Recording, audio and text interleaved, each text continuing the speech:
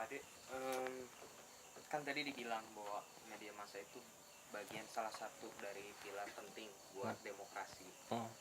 Kalau lihat udah kayak begini kan berarti udah nggak bisa dia. Maksudnya bukan nggak bisa, perannya udah nggak apa ya? Ya, dia udah nggak objektif. Oh dia iya. Subjektif banget. Oh iya. Nah, gimana sih supaya dia itu jadi balik lagi ke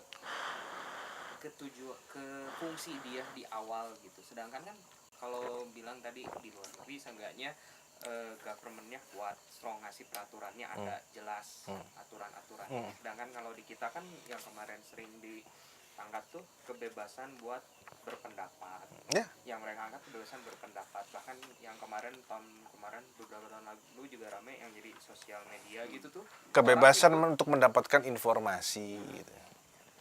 Sampai di sosial media aja dia sebut maksudnya ada yang curhat tentang ini, dia bisa dituntut gitu. Jadi kan itu pun jadi apa? Jadi orang juga mau posting sesuatu, mau nulis sesuatu atau itu bener atau enggak, dia kan jadi mikir lagi, aduh gimana nih, dia akan kalah sama orang yang punya uang tadi. Nah, jadi ini masih gimana ya, maksudnya buat balik ke peran utamanya dia gitu, sosial media ini. Oke. Artinya kita pindah dulu nih bahasan, karena kan tadi kita bicara ada dua kemungkinan, ini hoax atau bukan hoax. Gitu kan. Jadi kalau ini bukan hoax, saya katakan tadi, saya berkecenderungan ini lebih pada politik sebetulnya. Jadi pertanyaannya relevan dengan apa yang disampaikan David. Jadi tendensi politik atau yang Sensen tadi mengatakan. Ini upaya untuk mengaburkan. Kalau dalam bahasa kerennya, ya kan, saya kadang-kadang sering pakai bahasa keren supaya dianggap intelek aja gitu loh sebetulnya. Ya kan. Habis ngiri sih kalau ngeliat di TV itu pengamat bicara gitu kan. Itu kan bahasanya kan keren tuh. Kayaknya oke banget gitu loh. Jadi kadang-kadang pengen juga gitu pakai biar keren gitu loh. Padahal analisanya nggak tahu dasarnya apa. Dasar uang mungkin. Bukan, analisanya benar. Tapi yang bayar siapa gitu loh. Dan benar untuk siapa. Udah, jangan ngomongin orang. Jadi maksud saya tadi kecenderungan untuk dalam bahasa keren tadi yang saya maksud, itu mereka membuat sebetulnya yang disebut dengan smoke screen. Apa smoke screen? Tabir asap. Paling gampang apa ilustrasinya? Kayak ninja itu loh, kalau mau ngilang, tush gitu, push, hilang gitu. Dia bikin smoke screen gitu. Dan pemberitaan itu lebih dilakukan untuk membuat smoke screen semacam itu. Atau pengalihan isu. Ya teralihkan karena nggak kelihatan kan itu. Ya, informasi yang sesungguhnya, kejadian sesungguhnya nggak kelihatan karena ditutupi oleh informasi yang lain. Gitu. Jadi kembali kepada pertanyaan David. Tadi apa pertanyaan? Gimana gitu maksudnya buat Oh ya, oke. Jadi kalau kemudian harus kembali pada kerangka idealnya, tetap saya mengatakan government harus punya peran di dalam kondisi kekacauan seperti hari ini. Ini kacau soalnya. Sering saya katakan ini disorder, ini ketidakteraturan. Dan untuk sesuatu yang tidak teratur harus ditertibkan. Siapa yang menertibkan? Ya government, pemerintah. Sebagai penyelenggara negara harus menertibkan ini. Kekacauan yang ada hari ini. Pertanyaannya kan kemudian, government-nya punya political will nggak? Punya kemauan politiknya? Kalau government-nya ikut menjadi bagian dari itu kan repot. Government-nya sendiri kemudian diatur oleh yang namanya pasar kan repot gitu. Government-nya tunduk kepada pasar kan. Hari ini kan gampang juga. Begitu kita masuk bicara soal bursa pencalonan apa segala macam, wah pasar bereaksi negatif. Wah. Kan ukurnya gitu. Seseorang kemudian diterima oleh reaksi pasar negatif. Reaksi pasar itu pasar yang mana gitu loh. Pasar politik. Iya kan? Ya pasti kan bukan pasar baru, ya kan? Bukan pasar andir gitu kan, bukan itu pasti kan gitu kan. Bicara pasar dalam konteks itu bicara kapital, siapa yang punya duit gitu. Yang punya duit nggak setuju dia, gitu bahasanya kan gitu sebetulnya, kali gampangnya. Cuma dikemas dengan bahasa pasar, bereaksi negatif terhadap capres anu, bahasa itu. Padahal itu bukan itu. Yang punya duit nggak suka kalau dia jadi presiden, itu aja. Sederhananya cuma itu. Jadi kalau mau bicara, ya kita harus mulai dari pemangku kepentingan, pemangku kekuasaan. Yang namanya pemerintah. Harus mulai dari situ. Nah, tadi itu pertanyaannya. Ini bagian dari ini atau bukan? Gitu. Kalau bagian dari ini, ya jangan berharap pemerintah akan melakukan apa. Karena dia tunduk terhadap pasar itu sendiri. Bagaimana dia mau menertibkan kalau dia tunduk terhadap itu? Tapi kejadiannya juga, Pak Dik, pas ketika pemerintah yang bicara, ya kita juga ya ini teman-teman lah gitu, kita lihat juga kalau pas lagi ada di kantor atau di mana, kalau pemerintah yang ngomong disebutnya pencitraan. Nah ini gitu-gitu Pak Dik. Jadi kayak ya bingung juga sebenarnya gitu, gimana filternya gitu. Loh, iya, karena tadi gitu. Ketika pemerintah yang ngomong, kita harus memang hari ini melihat itu sebagai sebuah proses pencitraan. Karena lagi-lagi mass media punya peran di situ untuk meng-create. Kan kembali lagi, Jokowi kenapa sih terpilih? Apakah dia sehebat itu? Kan enggak. Ini kan proses bagaimana kampanye berjalan segala macam. Kan ada tim yang kemudian mengelola isu, mengelola informasi, termasuk how to create the market. Jadi para konstituen yang kemudian menyoblos Jokowi itu kan market, dalam tanda kutip politik, yang harus di-create supaya membeli dagangan yang namanya Jokowi. Ini loh dagangannya, Anda beli loh ya, gitu kan gitu. Itu kan cara itu yang dipakai sebetulnya. Tapi ini dalam konteks politik, bukan dalam pengertian konteks bisnis. Tapi sama, cara kerja itu masih digunakan. Dan proses pengiklanan terhadap sosok seorang Jokowi juga terlihat kan dikemas demikian rupa. Teman-teman yang bergerak di advertising kan pasti tahu itu cara kerjanya. Untuk memunculkan sosok citra, kan kembali pencitraan. Memang citra yang dibangun. Karena tadi yang ingin kemudian ditransformasikan kepada publik, kepada masyarakat, untuk dibeli adalah Anda percaya dong sama orang ini, Anda percaya lo sama orang ini, gitu ya. Mass media yang dipegang oleh kelompok ini, mass media yang tidak dipegang oleh kelompok ini akan memberitakan berbeda dari angle yang berbeda, kan gitu loh. Begitu ini ngomong set, oh jangan percaya lo sama ini, akan dikonfrontir dengan data yang lain, kan gitu. Ya, permainnya cuma gitu-gitu aja.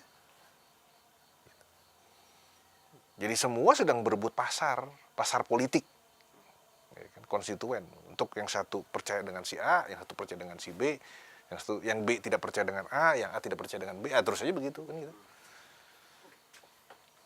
Jadi proses politik hari ini pun tadi dengan cara pasar memang. Jadi demokrasinya memang dengan cara pasar hari ini. Dan prosesnya seperti proses pasar.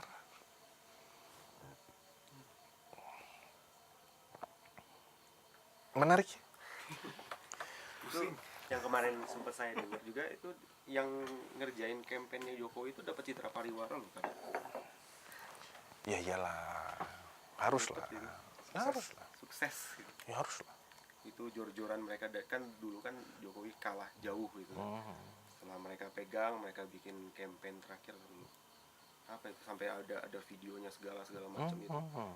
Yang dimainin ya sosial media lagi kan. Oh ya. Dimain sosial media, terus mereka merembet ke media. Ya. Sukses itu. Ya. Mereka dapat citra pariwara kemarin tahun lalu. Jadi tadi di dalam proses politik yang ada hari ini pun semua juga melihat betapa sosial media juga alat yang sangat mumpuni untuk how to create the market dalam konteks politik kan. Maka kemudian ada tim IT-nya kan, Semua punya tim IT itu, waduh luar biasa. Canggih-canggih deh. Oh canggih-canggih, itu luar biasa. Dari yang nggak Iya. punya fan juga bisa jadi 1000 besok. Oh iya, kita tahu lah itu Tahu lah, permainan. mau berapa gitu kan. Ya, jadi proses-proses itu hari ini penuh dengan tipu daya. Semua penuh dengan tipu daya. Termasuk bicara gelas plastik itu juga bagian dari tipu daya. Kan gitu. Lepas bahwa itu hoax atau bukan hoax lo, sama lo buat saya. Iya. Sama-sama punya tipu daya lo itu. Hoax tipu daya, tidak hoax juga tipu daya. Semua itu bertipu daya semua. Karena kalau kita ambil makanan kan bukan hanya soal beras yang kemudian terjadi proses itu. Kan banyak makanan-makanan lain yang juga kemudian iya kan gitu. Ya. Jadi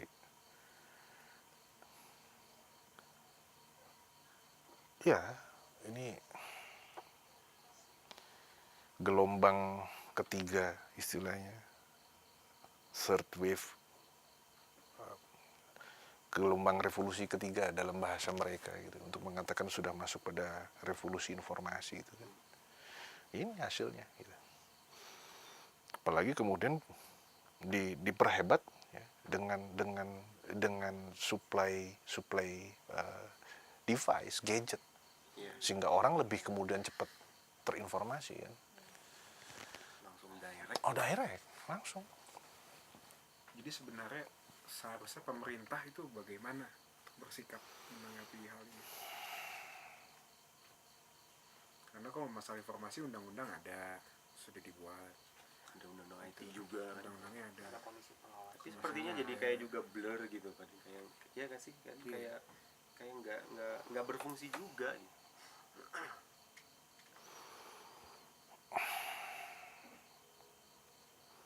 Saya kadang-kadang kalau sudah ngomong bagaimana pemerintah itu udah nggak bisa ngomong sebenarnya gitu.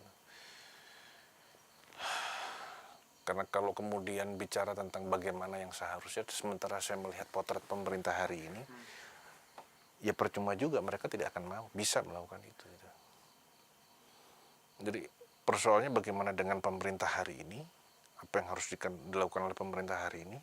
Yang pertama harus dilakukan, ya bubarin dulu pemerintahnya, karena hari ini pun mereka nggak akan bisa melakukan apa-apa untuk menertibkan itu.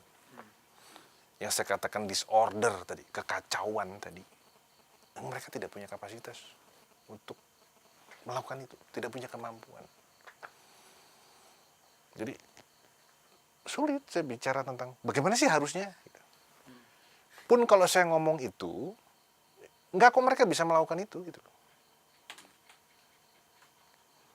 Ya, kalau mereka bagian dari proses itu, bagaimana mereka bisa mengkoreksi dirinya? Kan itu persoalannya. Gitu. Jadi, ya ganti dulu lah sistem pemerintahan ini hari ini. Ganti dulu lah. Dan saya selalu mengatakan dari beberapa diskusi yang awal, kita harus kembali dulu lah kepada satu kesadaran yang utuh dulu gitu. Untuk bisa kemudian kita masuk pada wilayah yang sangat teknikal gitu. Ini kan teknis nih sebetulnya nih. Iya. Soal bagaimana informasi, bagaimana mass media, bagaimana, ini kan teknis betul gitu. Jadi harus kembali kepada ujung hulunya dulu, selesai gitu maksud saya. Kalau nggak kembali ke situ, kita akan pusing nanti. Karena jangan sampai kemudian kita mencoba menyelesaikan masalah tapi menimbulkan masalah baru. Selalu begitu. Karena selalu pendekatannya sektoral. Ya kan? Padahal proses yang tidak sektoral. Walaupun muncul masalah di setiap sektor itu muncul. Tapi setiap masalah yang muncul di setiap sektor tidak bisa diselesaikan secara sektoral. Karena ini bicara sebuah sistem besar yang bekerja hari ini. Sistem pemerintahan, sistem ketatanegaraan, dan sebagainya. Gitu. Dan kesalahannya mulai dari sana. Yang selalu saya katakan sistem bertanah air, berbangsa, dan bernegaranya sudah failure. Jadi, sistem failure sudah. Jadi kalau sudah sistem failure, kita mau minta mereka melakukan apapun, udah nggak bisa. Udah korslet. Gitu. Jadi jangan berharap mereka melakukan sesuatu untuk bisa gitu. Enggak. Karena mereka tidak punya lagi tidak lagi punya dignity gitu ya untuk determinasi untuk menyelesaikan persoalan yang ada hari ini. Karena mereka adalah bagian dari persoalan itu sendiri. Gitu ya. Kita bicara masalah tadi, itu kan potret-potret kecil yang kita potret dari persoalan besar gitu. Nah susah kita mau menyelesaikan masalah kalau pemerintah bagian dari masalah itu sendiri. Jadi kayak lingkaran setan. Ya kalau lingkaran setan ya pemerintah setannya sendiri masalahnya gitu loh. Iya kan? Jadi lingkaran setan itu siapa setannya? Ya pemerintah sendiri setannya kan repot gitu terus kemudian.